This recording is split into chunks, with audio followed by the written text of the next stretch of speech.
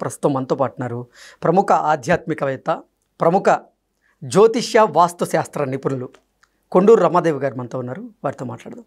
రమగారు నమస్తే. నమస్కారం. పిల్లలకి తల్లిదండ్రులు జాతక విశ్లేషణ చేయించిన తర్వాతే, వివాహ పొంతను చూసిన తర్వాతే వివాహాలు చేస్తూ ఉన్నారు. అయినప్పటికీ సమాజంలో చాలా విడాకుల్ని మనం చూస్తూ ఉన్నాం. అంటే జాతక పొంతన చూసిన తర్వాత వివాహం చేసినప్పటికీ ఈ విడాకుల సంఖ్య పెరుగుతుంది. కారణం ఏమై ఉండొచ్చు? జాతక పొంతన వేరు, వ్యక్తిగత జాతకం వేరు. ఓకే.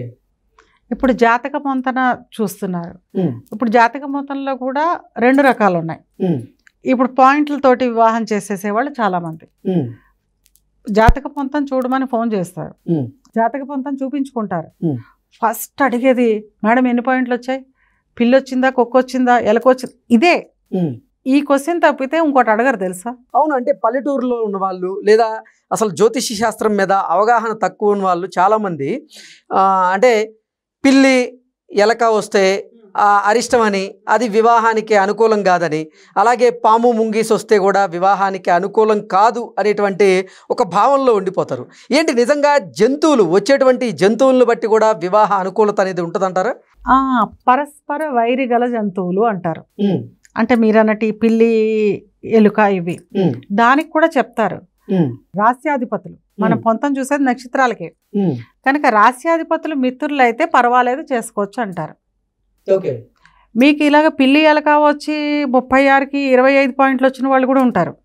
మీకు ఇదే పంచాంగంలో ఇప్పుడు మనం సిస్టంలో చూస్తున్నాం, కానీ పంచాంగంలో ఉంటాయి. పంచాంగంలో చివరి నోట్ రాస్తాడు,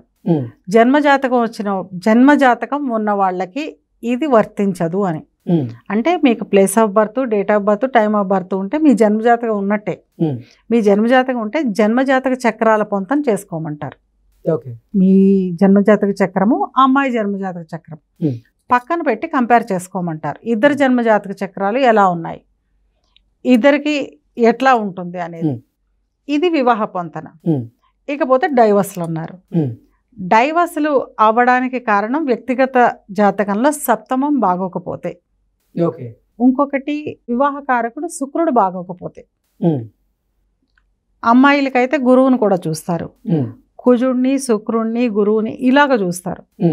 వీళ్ళు బాగోకపోతే వివాహము ఇబ్బంది పడే అవకాశం ఉంటుంది. అంటే మీరు అన్నట్టు విడాకులకు వెళ్ళడాలు ఇట్లాగా ఉంటాయి. అంటే అసలు వివాహానికి ముందే వారిద్దరి వ్యక్తిగత జాతకాలు పరిశీలన చేస్తారు, తర్వాత వారిద్దరి వివాహ పొంతను కూడా పరిశీలన చేస్తారు కదా. అయినప్పటికీ చాలా మందిలో వివాహ పొంతల్లో వ్యక్తిగత జాతకాన్ని పరిశీలించరు. ఓకే. వివాహ పొంతల్లో వివాహ స్థానం ఎలా ఉన్నది అనేది చూడరు. Okay okay. మ్యారేజ్ మ్యాచింగ్ అంటారు. 2 జాతకాలు మ్యాచ్ అవుతున్నాయో లేదో చూస్తారు. చేసి పొంతను చూసినప్పుడు నేనంటాను, ఆ వ్యక్తిగత జాతకాన్ని పరిశీలించి ఆ వ్యక్తి దానికి పరిహారాలు, ఆ పరిహారాలు చేసేసుకుని వివాహం చేస్తే ఎంత బాగుంటుంది. ఇప్పుడు లగ్నంలో రాహువు ఉన్నాడండి, మీకు కొన్ని సప్తమంలో ఉన్నాడు రాహువు, వివాహంలో కొంచెం ఒడిదుడుకు ఉంటాయి, ఇబ్బందులు ఉంటాయని చెప్తాం. మేము కాళహస్తి వెళ్ళామండి, పూజ చేయించుకొచ్చేసామని అంటారు. కాళహస్తి వెళ్ళి పూజ చేయించేసుకొచ్చేయడం వల్ల ఆ దోషం తీరిపోదు. దానికి ఎన్ని చెయ్యాలి, కుక్కేకి వెళ్ళో సర్ప సంస్కారం చేయించడం, సర్ప సంస్కారం అని చేస్తారు. అక్కడే స్పెషల్గా చేసేది ఈ వివాహ సమస్యలకే చేస్తారు అక్కడ సర్ప సంస్కారం. మీకు అక్కడ రోజు 180-200 పూజలు జరుగుతాయి. దీంట్లో మేజర్గా వచ్చేది వివాహ సమస్యలే. వివాహం అయ్యాక వచ్చేవాళ్ళు ఎంతమంది ఉంటారు తెలుసా అక్కడ?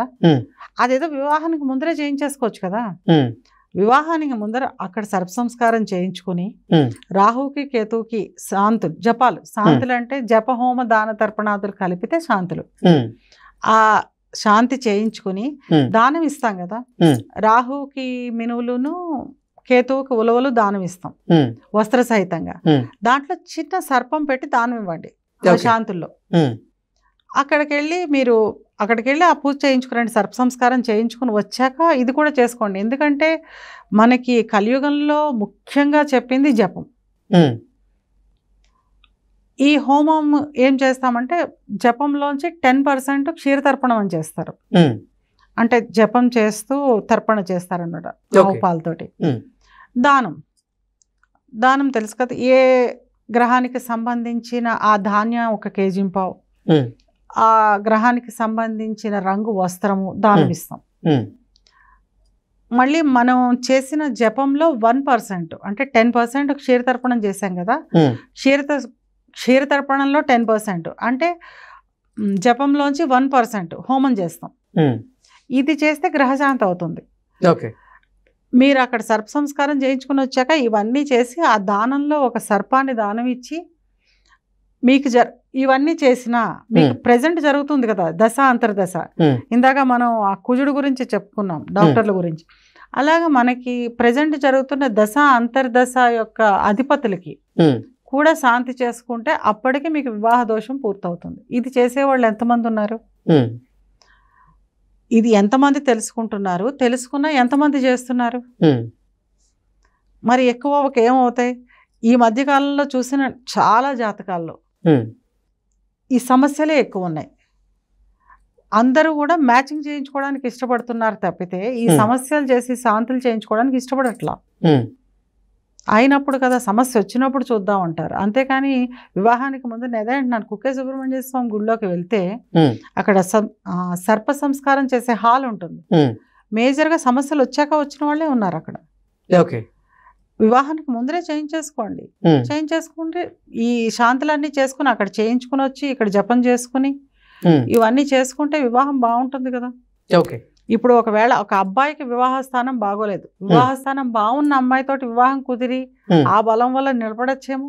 రమగారు, కొన్ని దోషాలు తొలగిపోవాలి అంటే సర్పదానం చెయ్యాలి అని మీరు చెప్పారు. అంటే సర్పదానం ఎలా చేయాలి? అది ఇప్పుడు మనం రాహుకి మినువులు దానం చేస్తున్నాం, కేతువుకు ఉలువలు దానం చేస్తున్నాం. దాంట్లో వెండితో కానీ బంగారంతో కానీ రాగితో కానీ అది కూడా చేయించలేని పక్షంలో ఇత్తడితో కానీ సర్ప ప్రతిమను చేసి దాంట్లో పెట్టి దానం ఇస్తారు. అంటే సర్పదానం అంటే సర్ప ప్రతిమని దానం చేయడం. రజిత సర్ప ప్రతిమ అంటారు. అంటే మనం గ్రహణ శాంతుల్లో కూడా సర్పదానం ఒక ప్రత్యేకమైన దాన విధానం ఉంటుంది గ్రహణాలకి, అప్పుడు కూడా చేయిస్తాము. రజిత సర్పదానం అన్నమాట. మనం ఒప్పుకున్న వాళ్ళు, స్తోమత ఉన్న వాళ్ళు బంగారంతో కూడా చేయించి ఇవ్వచ్చు. ఇంకా నాకు సర్పదోషాలు ఉండకూడదు అనుకుంటే దీంతో పాటుగా మీకు శివాలయాల్లో చూస్తే శివుడికి ఇస్తూ ఉంటారు సర్పాన్ని, ఇత్తడితో చేసి పంచలోహాలతో చేసి ఇస్తూ ఉంటారు. అలాగే ఇవ్వచ్చు.